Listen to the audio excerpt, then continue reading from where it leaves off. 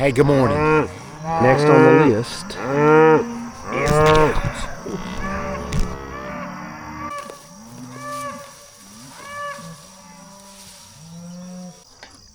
Oh man, that one's got a crack in it.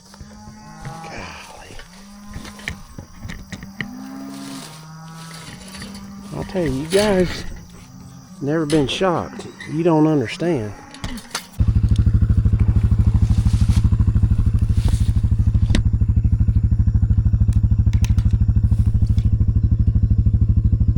That's better.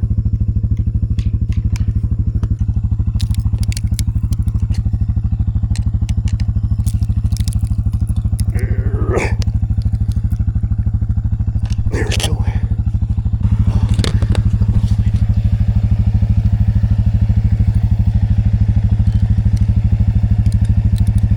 Oh, golly. Okay, that hurt bad.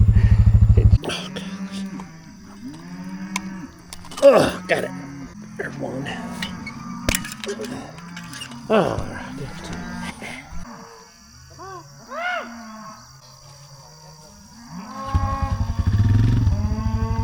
whoa! Come on. Atta baby. Come on. All it takes is one huckleberry. Come on. Whoa! There she, come on there. The gate is open, baby. Come on.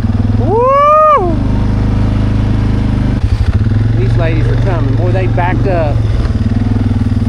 These pastures are, I got to be moving faster through these pastures. They're less than a day.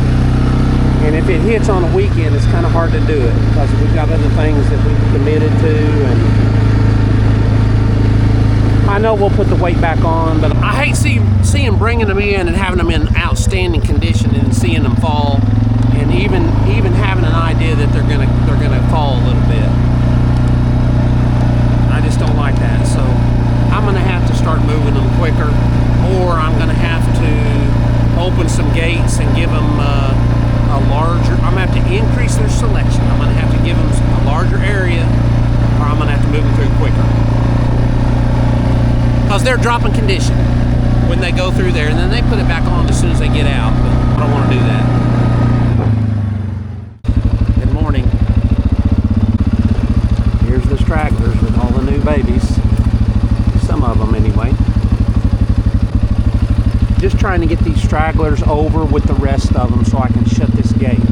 This is the pasture that I've skipped the last 2 times to let it try to recover, and this is the reason why. Here's another patch of big blue right here in front of us, because they just keep coming back. Hey, no. I'm gonna have to kill this rig because they want to come to it. Anyway, they keep coming back in here because they left babies, and oh, by the way, they stay because there's still lots of feed in here that they like. So it's important for me to kind of get them out now, otherwise I'm going to have to skip it again. And that's just not fair to the rest of the pastures. So I'm trying to get that done.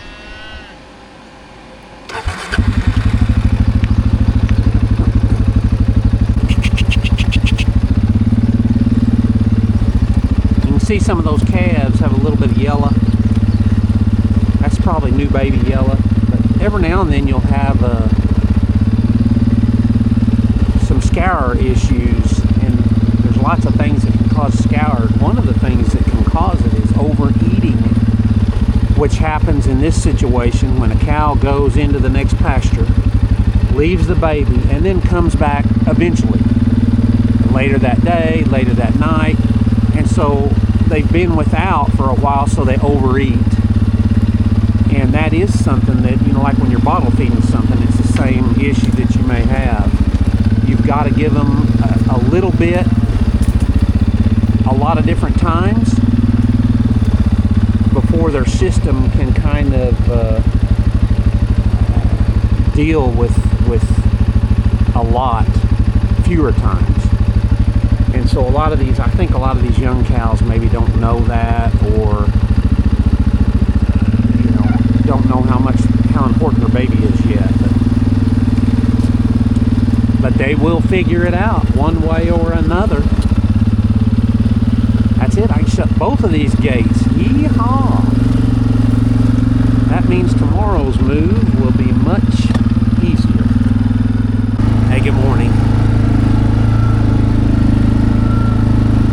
This is one of the most difficult things that we have to do with respect to how we manage, and that is, and I go through this every year, but that is moving the cattle when they have new babies, and especially if it's a pasture that's not adjacent. This is the pasture where we move them over the ridge, and it's just it's just very difficult. It's a very difficult pasture to do it successfully every single time, especially when the babies are new. So what I'm doing this morning is I didn't call them at all. I just kind of eased by them, and I went ahead and opened the gate. And yeah, they're drifting up this way, but they're not in a dead run yet. So I opened the gate and am hoping that they will just ease down this way while they're grazing. What are the odds? Well, I don't know the odds, but it's the next best thing to calling them. So we'll see how it works. I've done it before. Sometimes it works well, sometimes there's no change. So we'll get down here and get the gate open, and then I've got to get water going to a tub that I set yesterday. And we'll see how everything does. I know y'all recognize this, surely. Let's see if this fence is hot. 6,500, that's not bad. Okay, I'm going to let them drift, and then I'll go on around another way. Well, that didn't work. That hill's got too much momentum on it. Guess I better hustle down here and make sure this fence down here is hot. You know, as long as they bring their baby, I don't care, but dadgum, man, don't leave your baby. Don't have to go back and get it. I often say cows are the queens of conservation of energy, but they sure do jack that up whenever they're moving to the next pasture. They lose everything they've conserved. They don't even know where they're going or why. Some of you guys may be wondering what that weed is. That is marsh elder. People call it sumpweed. Here they call it bioweed because it grows in these bio bottoms. We had a little rain last night. I didn't know. I slept right through it. Boy, I was tired. Water tub looks good. That's the last one I set. There's water from the rain over there. This is how I figured out how to kind of protect where I go in those tubs on the side. The fittings are all down there under those cement blocks. And as long as you have a nice, semi-solid, level spot to put those, they seem to work pretty good. And when the goats come through, if you're in a goat pasture, it's already kind of set up for them. Hey, lady. Hey, little Mashona right here. Last year's heifers. Come here. Come here. I guess that's the year before. She's a 23 model. Somebody bump you?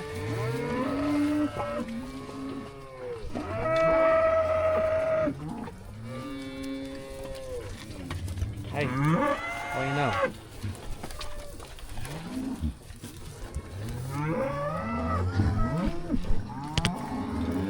What's up? Where's your baby? Huh? Where's your baby? I bet it's here somewhere. Definitely got one. There's a little baby. Little bull calf. He's not a bad looking little bull calf right now. She likes him. let's talk about management for a minute. The most difficult part about managing this way is the fences. The fence is just constantly something that you're dealing with. The best fence for cattle is a single wire, high tensile, high enough where the calves can go under and the cows won't. I'm just telling you, expense-wise, cost-wise, upkeep-wise, that is the best. The worst, one of the worst, is the 16.5 gauge galvanized. Horrible, horrible.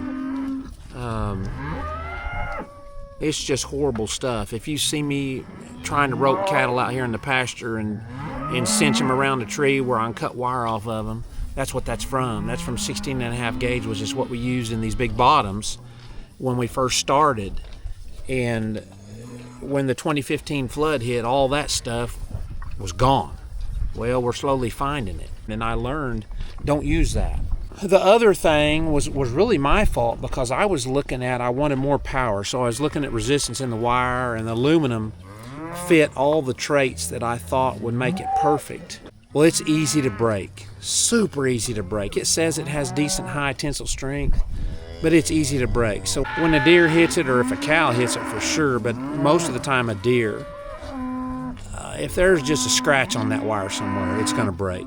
So if you're gonna start and you're trying to set it up like this, and you're just running cows or cow calves, or even yearlings would work, you just have to lower the wire a little bit. And you wanna use electric because of the cost effectiveness, which is, I encourage you to look at all of that and weigh all that, because time, as Ian Mitchell Ennis always says, time is money. And the time of, checking it every day and making sure, a deer didn't blow through it and all that kind of stuff. High tensile, 12.5 gauge, X amount of tensile strength. I mean, as high as you can find that's electric fence. And it's a pain to wrap it and set it up, but it's your best choice. Don't make the mistakes that we've made. That's why part of the reason we do these videos is to try to save people from making these mistakes. Because I mean we have made a bunch of mistakes on stuff. And I'm still kind of paying for it on the fence deal, because I could probably build fence every day for the next year, and I might get it all done. And that means with not doing any of the other stuff. Well, typically we move 3 herds a day, which is, I'd love to be able to combine all those and just have one, but I just haven't figured out how to do that yet, and to manage each ruminant's needs the way I feel like they need to be managed. And maybe that's over management on my part. Maybe I don't need to worry about that. It is challenging, and it will be less challenging if you'll just take some notes on some things that maybe I've said, and at least look at it for your operation.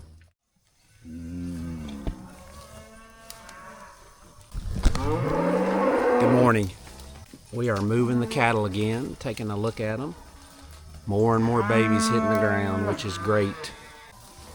I really wish they wouldn't go that way. I need them to go up that way. But they're...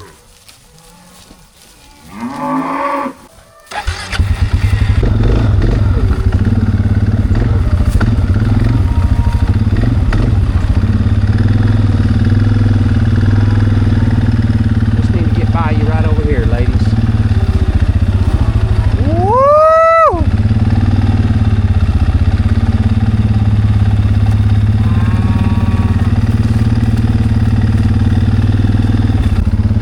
Just get under that wire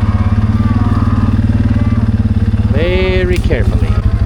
I checked the wire when I first got here. It's 9,000, so not now. It's not. Yeah, 0. It's 9,000 volts. I don't know that I can take that this morning. I just want to get over here and keep it from blowing through this thing, because I do have the fence off right now. I'll hook it up here in a minute, but I've got to leave the gate open, so I'm rigging on how to hook it up there. So I'm just going to get back here like this and give them a chance to kind of go through here.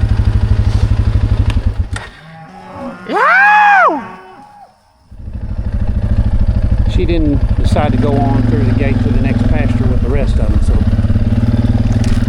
her baby's not getting up for her, but I bet she does here in a minute. Hey. Whoa.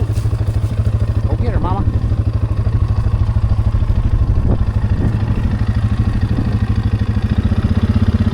Okay, now let's go. Come on. Good mama. She's staying with her baby. You can't argue with that. That's for sure. There she goes.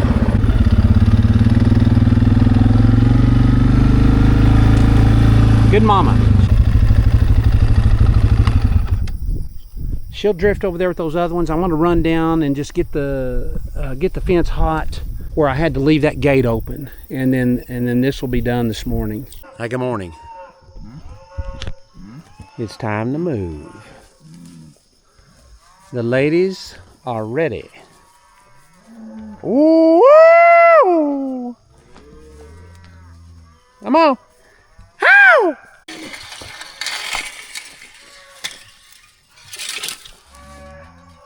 How? Always got to watch for snakes right here. Come on, it's open. Let's go. Yow! There's my huckleberry. Look at that. That's one of last year's heifers. She is smart.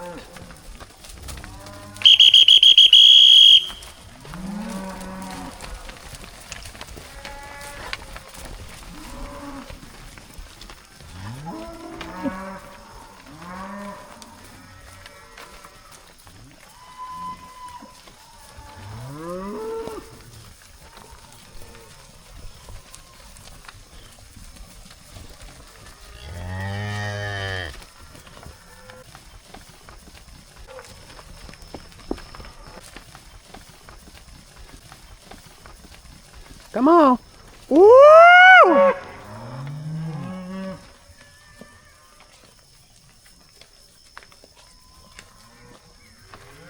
Last year's heifer right there too. She had a baby. Early. She needs it pulled off. But it's real hard to bring the whole herd in to pull one baby off.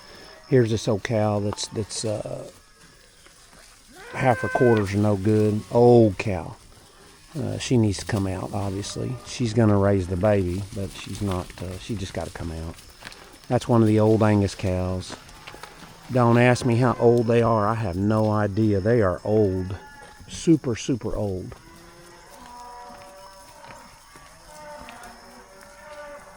$15 plus for sure. Here comes a calf limping, gimping. I'm gonna bet it's a little bull calf. He was probably doing something he wasn't supposed to. There you come. So what I've got to do is I've got to get these moving. Then I went down and checked my south electric fence that contains them right here in this pasture, and it's dead. So I've got to swing all the way back around and go down through the bottom. Our fence still has issues. Where there's aluminum, it's going to break, or it's going to burn from the fence, you know, drawing a lot of amps. It's going to burn it out. So we'll run down there and take a look real quick and see what that looks like. That's a pretty little baby. Wonder who she goes with. Let's get down here and see if we can see what's going on in the bottom. My water meter is running, so that means either they just got done drinking and it turned the water on, or the tub is running over. We want to place wagers on that. Let's look at this dirt right here, see if they're working on it. Boy, that is a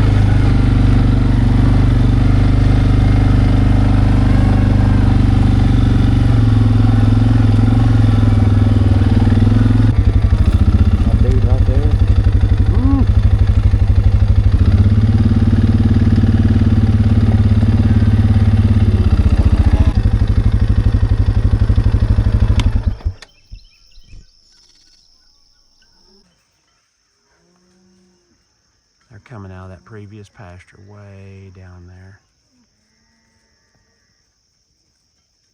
Looks like it anyway. Follow the leader. Oh yeah, man, it looks like the bull cub went way back in that previous pasture. Oh well, that's all right. That's why we left the gate open. So we're gonna have to leave all these gates open for a day or two because they're way back. Okay, move on. Go on.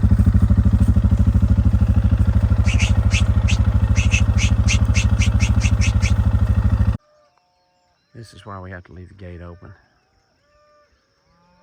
Somebody decided to feed them, bed them, and go eat.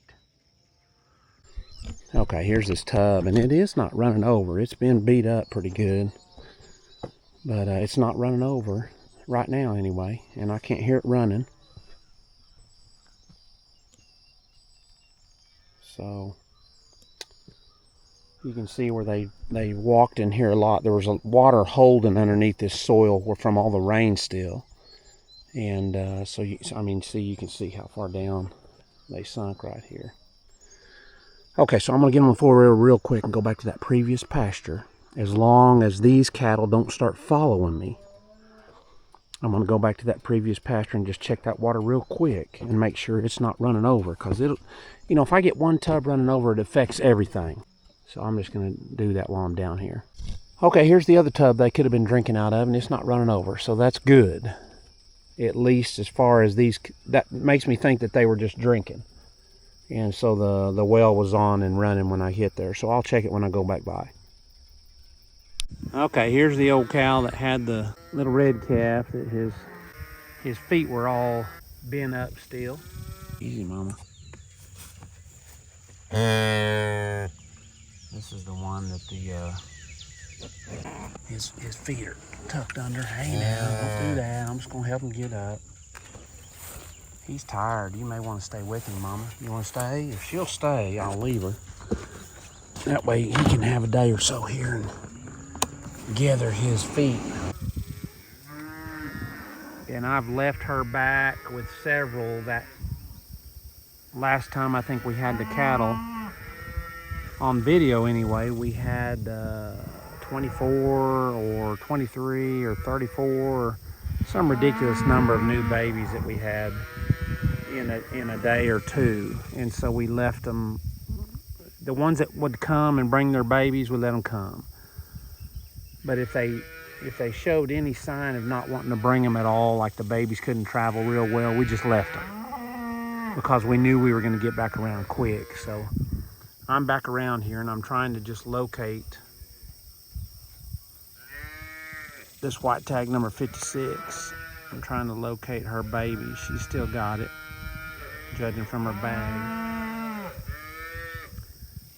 And this may be it right here. He's looking awful interested. I say he, I think it's a little heifer.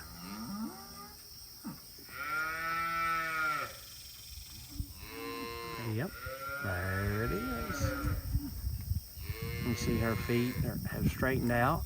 I've seen that before on calves, and we actually had another calf that looked like that, a little black one, that once they kind of get up and start moving, they go ahead and straighten out. So that's good. That's the whole reason I came in here, for that and to check the water. So there you go. Update on the bent ankles calf. Thanks for watching, and we'll catch you next time.